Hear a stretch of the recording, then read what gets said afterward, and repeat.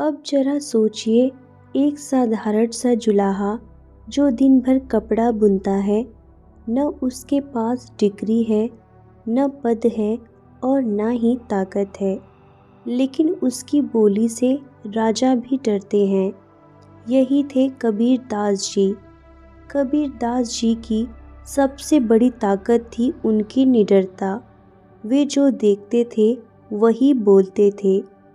उन्हें इस बात से कोई फर्क नहीं पड़ता था कि सामने कौन बैठा है, पंडित है, मौलवी है या राजा।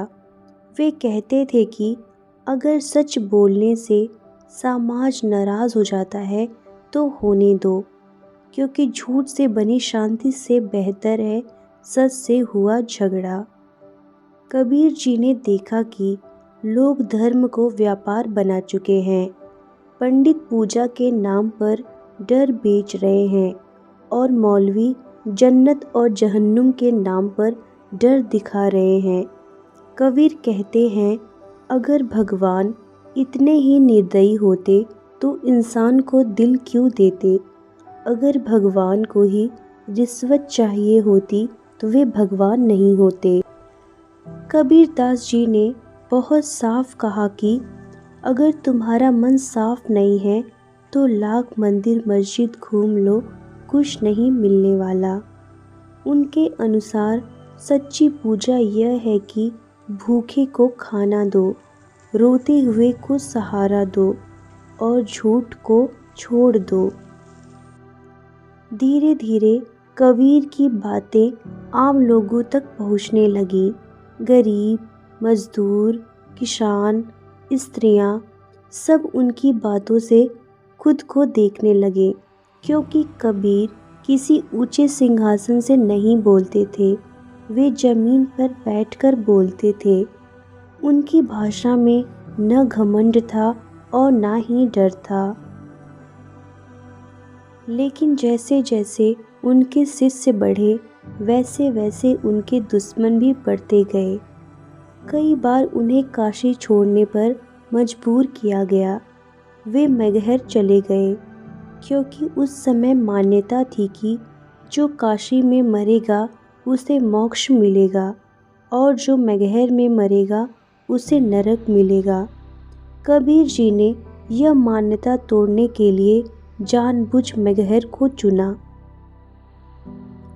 वे कहना चाहते थे कि अगर जगह से मोक्ष मिलता है तो इंसान के कर्म का क्या मतलब है?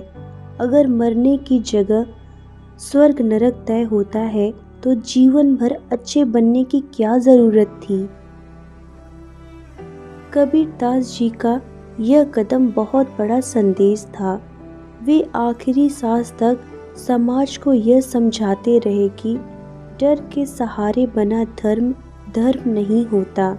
धर्म वह होता है जो इंसान को बेहतर बनाए। अब जरा उनकी वाणी को और गहराई से समझते हैं।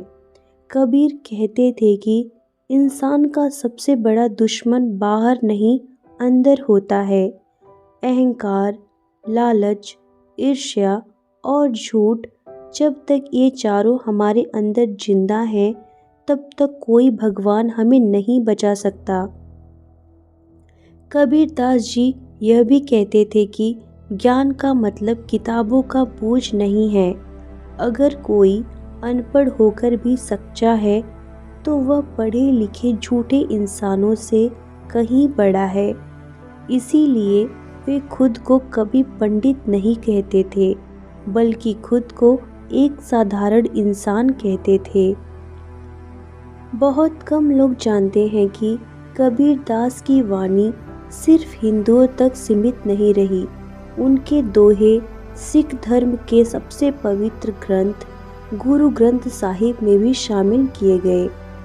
यह आप में बहुत बड़ी बात है, क्योंकि कबीर किसी एक धर्म के नहीं थे।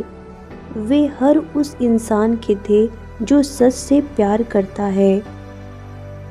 कबीर जी के जीवन से एक बहुत बड़ा सबक मिलता है कि बदलाव के लिए हथियार नहीं, विचार चाहिए। उन्होंने कभी हिंसा नहीं की, फिर भी सदियों से लोगों की सोच बदलते आ रहे हैं। आज के समय में अगर कबीर जिंदा होते तो शायद वे हमें भी वही सवाल पूछते कि तुम भगवान के नाम पर लड़ क्यों रहे हो? तुम दूसरों को नीचा दिखाकर खुद को ऊंचा क्यों समझते हो? और तुम सच जानते हुए भी चुप क्यों बैठे हो? कबीर दास जी का जीवन हमें यह सिखाता है कि इंसान बनना सबसे मुश्किल काम है, लेकिन सबसे ज़रूरी भी है। जब इंसान बन गए तो धर्म अपने आप सही हो जाएगा। अब हम कबीर दास जी से जुड़ी कुछ रहस्यमय घटनाएं जानते हैं। कबीर दास जी का जीवन जितना सादा था उतना ही रहस्यमय भी था। कहा जाता है कि उनके साथ जो घटनाएं हुई वे सिर्फ चमत्कार नहीं थीं, बल्कि लोगों की सोच को झकझोरने वाले संदेश थे। जब उन्हें गंगा में डलवाया गया तो लोग सोच रहे थे कि आज यह जुलाहा खत्म हो जाएगा, लेकिन कबीर शांत बैठे रहे। कहते हैं कि गंगा की लहरें उन्हें डुबोने के बजाय सहारा देने लगी। असल में यह घटना यह दिखाती है कि जब इंसान का मन डर से खाली हो जाता है तब कोई ताकत उसे तोड़ नहीं सकती। एक और घटना बहुत मशहूर है। एक बार उन्हें आग में फेंक दिया गया। लोग खड़े होकर तमाशा देख रहे थे, लेकिन आग ने उन्हें जलाया नहीं। कबीर ने तब कहा था कि आग बाहर की हो या अंदर की, अगर मन में अहंकार जल रहा हो तो वही सबसे खतरनाक आग है। यह बात सुनकर कई लोग अंदर से हिल गए, क्योंकि उन्होंने पहली बार आग को शरीर से नहीं बल्कि मन से जोड़कर देखा। हाथी वाली घटना भी बहुत चर्चित है। कहा जाता है कि एक पागल हाथी को उनके ऊपर छोड़ दिया गया, लेकिन हाथी उनके पास आकर शांत हो गया। कबीर ने कभी यह नहीं कहा कि यह चमत्कार मेरी वजह से हुआ। वे कहते हैं कि जब सामने वाला नफरत लेकर आता है और तुम प्रेम लेकर खड़े रहते हो तो नफरत हार जाती है। आज के समय में कबीर दास आखिर जरूरी क्यों है, तो इसका उत्तर समझते हैं। अब जरा आज के समाज को देखिए। लोग धर्म के नाम पर लड़ रहे हैं। सोशल मीडिया पर नफरत फैली हुई है। हर कोई खुद को सही और दूसरों को गलत साबित करना चाहता है। अगर आज कबीर दास जी होते तो वे शायद मंदिर या मस्जिद नहीं जाते। वे अस्पताल जाते, स्कूल जाते और भूखे बच्चों के पास बैठते। वे हमसे पूछते कि तुमने आखिरी बार किसकी मदद की है? तुमने आखिरी बार सच कब बोला है? और तुमने आखिरी बार अपने अहंकार को कब छोड़ा है? कबीर आज भी इसलिए ज़रूरी हैं क्योंकि वे हमें आईना दिखाते हैं। वे हमें यह नहीं कहते कि मेरा रास्ता सही है।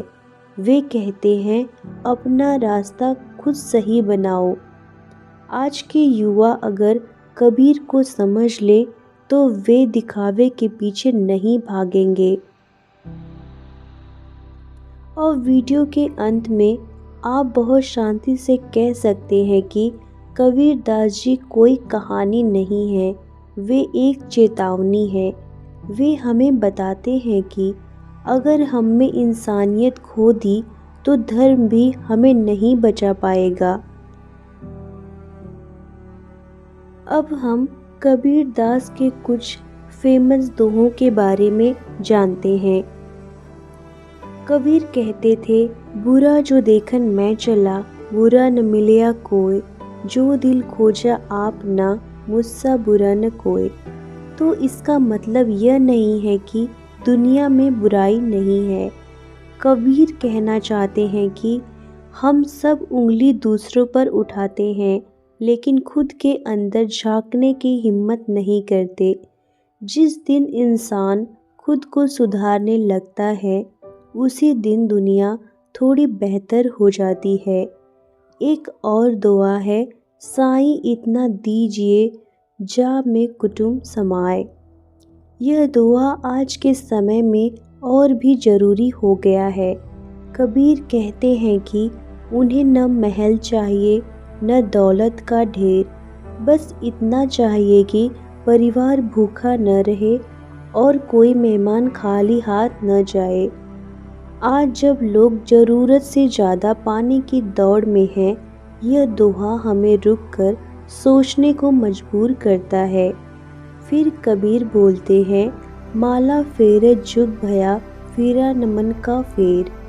यह दोहा उन लोगों के लिए है जो दिखावे की पूजा करते हैं। कबीर साफ कहते हैं कि हाथ में माला घुमाने से नहीं होगा। जब तक मन की बुराइयां नहीं बदलोगे, पूजा बाहर नहीं बल्कि अंदर होनी चाहिए।